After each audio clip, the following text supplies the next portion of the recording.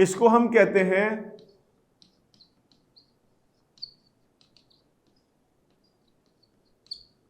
Protein factories of the cell. Cell की protein factories हैं ये, यानी प्रोटीन बन रहा होता है इन राइबोसोम्स के अंदर।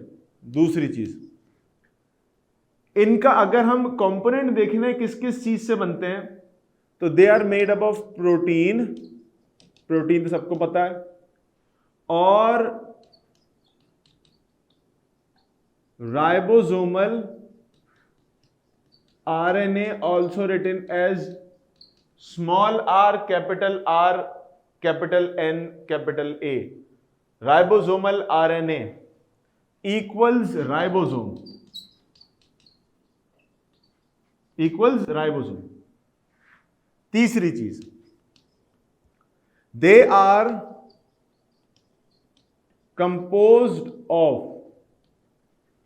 two सब यूनिट्स, दो सब यूनिट्स पर मुश्तमिल होते हैं, एक बड़ा और एक छोटा, लार्ज एंड स्मॉल। दो सब यूनिट इसके क्लिक करने के लिए इस्तेमाल होते हैं। इनकी मौजूदगी कहां कहां होती है? Found in the cytoplasm, cytoplasm and और। अब ये जरा मतलब समझ लो, एंड और एक साथ जब लिखे आते हैं इसका क्या मतलब होता है? एंड और का मतलब होता है साइटोप्लाज्म में भी है और कह लो इसको एंडोप्लाज्मिक रेटिकुलम में भी है। ये भी एक और सेल ऑर्गेनल है, एंडोप्लाज्मिक रेटिकुलम। इसकी भी बात करेंगे क्या चीज है, किस बला का नाम है। साइटोप्लाज्म में भी है, एंडोप्लाज्मिक रेटिकुलम में भी है। एक तो मतलब ये होता है साइटोप्लाज्म एंड एंडोप्लाज्मिक रेटिकुलम। और क्यों लगाते हैं एंड के साथ? साइटोप्लाज्म में भी हो सकता है और या एंडोप्लाज्मिक रेटिकुलम पे होगा, व्हाटएवर इट इज। तो दोनों में से किसी एक पे भी हो सकता है और दोनों पे भी हो सकता है। तो इस वजह से हम यूज करते हैं एंड स्लैश और एंडोप्लाज्मिक रेटिकुलम। समझ रहे हो बात को? उसके बाद हमारे पास एक और चीज ये है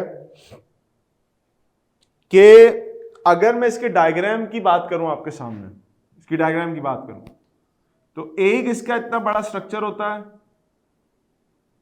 ये बड़ा वाला पीस आ गया, और ये इसका छोटा पीस आ गया, बड़ा और छोटा पीस, लार्ज सब यूनिट, और ये हो गया स्मॉल सब यूनिट, लार्ज एंड स्मॉल।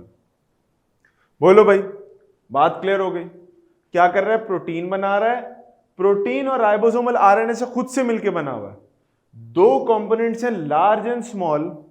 कहां कहां मौजूद होता है? साइटोप्लाज्म में जो लिक्विड पार्ट है सेल का, वहां पर, या फिर अब एक और ऑर्गेनल पढ़ने लगे एंडोप्लाज्मिक रेटिकुलम, वहां पर मौजूद होता है। ये दो बातें क्लियर हो गई। अब आ जाओ एंडोप्लाज्मिक रेटिकुलम के ऊपर।